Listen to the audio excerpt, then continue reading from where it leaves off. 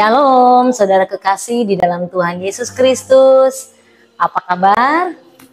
Ya, bersama kembali dengan channel Eli Salat. Ya, saudaraku, kami rindu setiap saudara penggemar atau subscriber yang selalu bersama dengan channel Eli Salat untuk selalu dalam keadaan sehat, semangat, dan pastinya diberkati Tuhan. Ya, saudara, siang hari ini saya bersama tamu saya juga, orang yang dulunya imannya masih belum terima Yesus. Ya, nah, saudara kita ini mengalami satu proses bagaimana ketika dia menerima Yesus Kristus sebagai Tuhan dan Juru Selamat.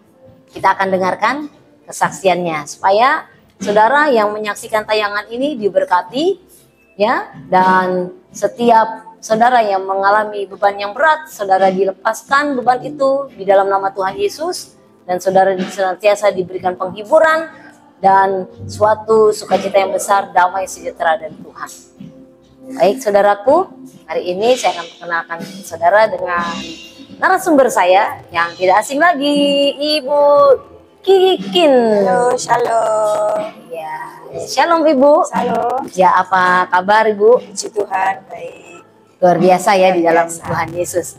Saya dengar-dengar nih Ibu dulu belum tahu ya, atau mungkin pernah kenal nih sama Tuhan ya, orang Kristen ya.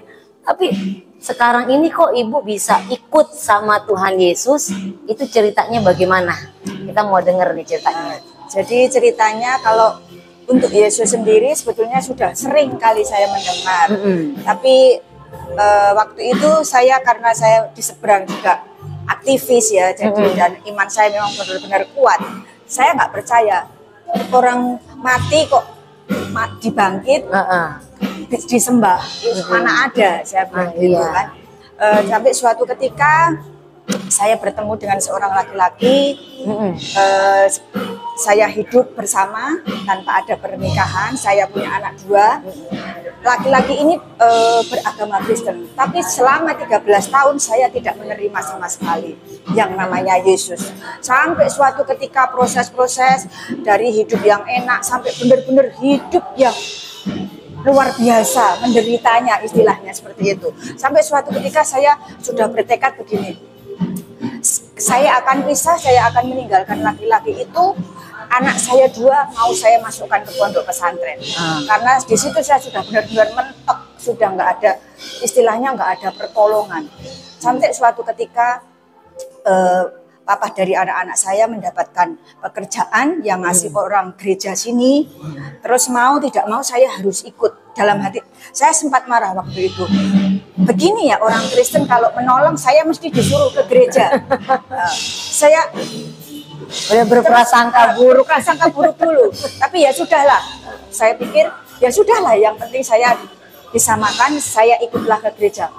Beberapa kali saya ikut ke gereja, di hati saya tetap menentang.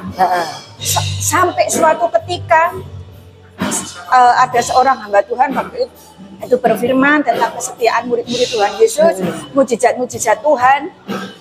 Saya cuma bilang dalam hati begini, karena waktu itu seluruh jemaat disuruh berdoa. Kalau benar Yesus itu ada, coba datang kepada saya. Saya cuma dalam hati batin seperti itu ya. Terus pada suatu malam, antara tidur apa enggak, sadar apa enggak, saya ada sesosok putih bercahaya. Saya cuma bilang begini, ini tahu yang namanya Yesus. Ini Yesus, sampai 3 kali.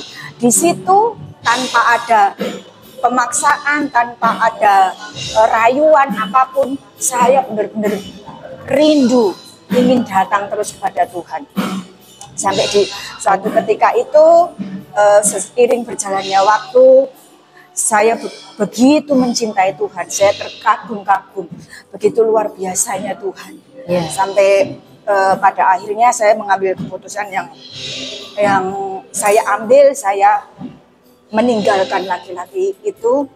Saya berpisah bukan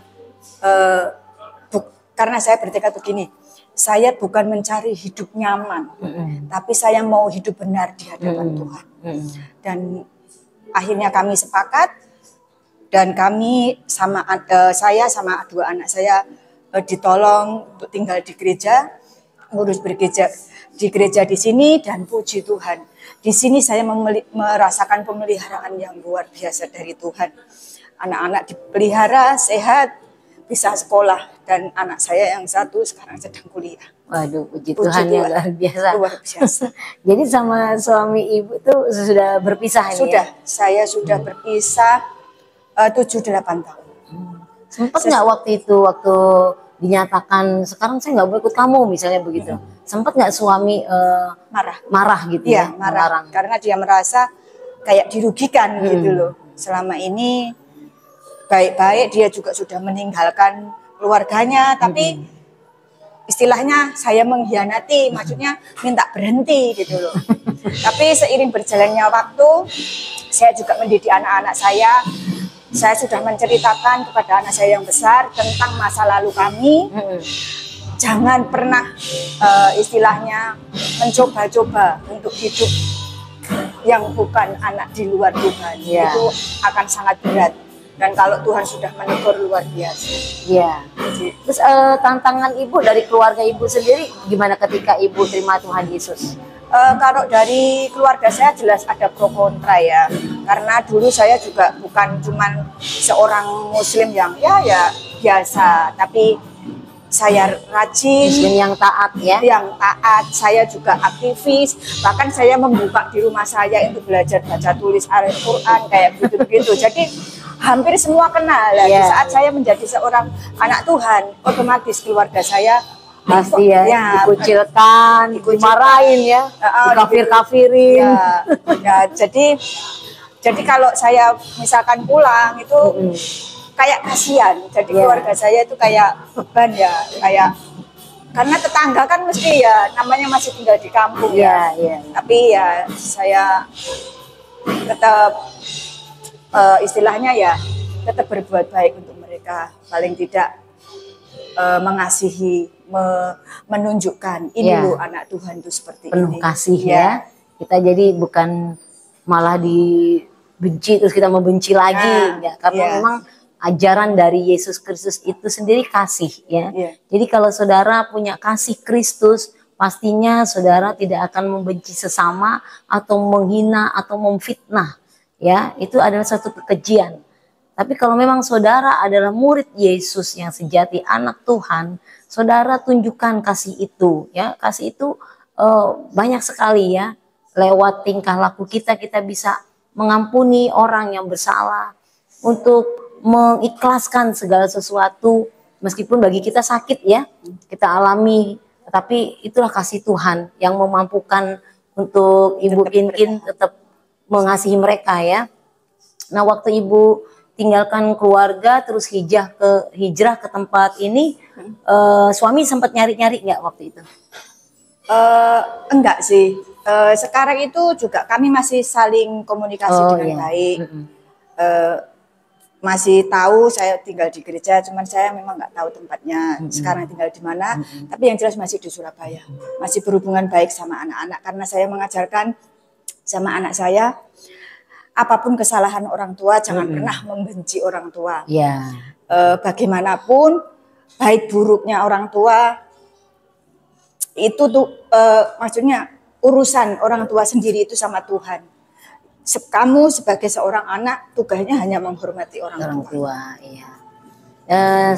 Setelah ibu hidup di dalam Tuhan Yesus, apa yang ibu rasakan nih? Saya merasakan sukacita. Yang jelas hidup saya sudah tidak. Jadi istilahnya saya tidak pernah khawatir sedikit pun. Nggak terlalu memikirkan nggak duniawi ya, nggak pusing banget ya. Saya cuma satu yang saya pikirkan, apapun yang terjadi itu atas izin Tuhan. Setiap langkah kita, kalau kita menjadi orang anak Tuhan yang benar, pasti Tuhan yang mengatur. Jadi segala sesuatu, baik itu ekonomi, masa depan anak, apa semua saya serahkan ke tangan Tuhan. Tugas saya sebagai anak Tuhan hanya nurut. Luar biasa ya, punya iman militan sekali ya. Jadi memang sebaiknya orang di dalam Tuhan, orang Kristen khususnya, Kalau hidup sudah bersama Yesus, ya udah nggak usah pusingin lagi pikiran perkara-perkara dunia, ya. Harus lebih memikirkan perkara-perkara surgawi, perkara-perkara rohani. Nanti yang lain itu ditambahkan. Kata Tuhan, yang lain ditambahkan. Apa yang kita pikirkan Tuhan tahu dan mengerti karena Dia Maha tahu, ya.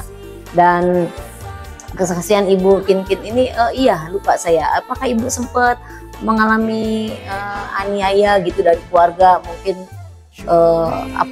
salah satu keluarga mengalami kekerasan, melakukan kekerasan gitu secara fisik? Oh enggak, secara fisik enggak, tapi kalau dikata-katain sudah pasti ya. Ya udah pasti. Itu memang resikonya Ya, kita ya. dan memang hampir semua yang punya keluarga dari seberang mesti Pasti. akan seperti itu reaksinya. Ada resiko yang Ada harus resiko. ketika kita ambil keputusan untuk terima Yesus, pasti ada Pasti resikonya ada resiko. ya. Termasuk saya juga dulu hidup, mungkin kalau saya tetap hidup bersama dengan suami saya enak ya toh.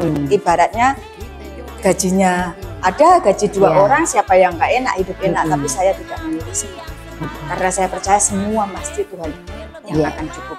Aduh, luar biasa ya. Jadi percaya saja ya, Tuhan pasti cukupkan segala apa yang kita perlukan. Cukup, kata Tuhan, nggak berlebih ya, cukup. Nanti kalau dikasih lebih, saudara akhirnya timbulnya hal-hal yang lain. Nah, kalau Tuhan memang percayakan saudara lebih, kasih kembali untuk pelayanan-pelayanan pekerjaan Tuhan ya, saudara. Terakhir, apa yang akan Ibu sampaikan mungkin buat pemirsa sekalian yang nonton channel Eli ini?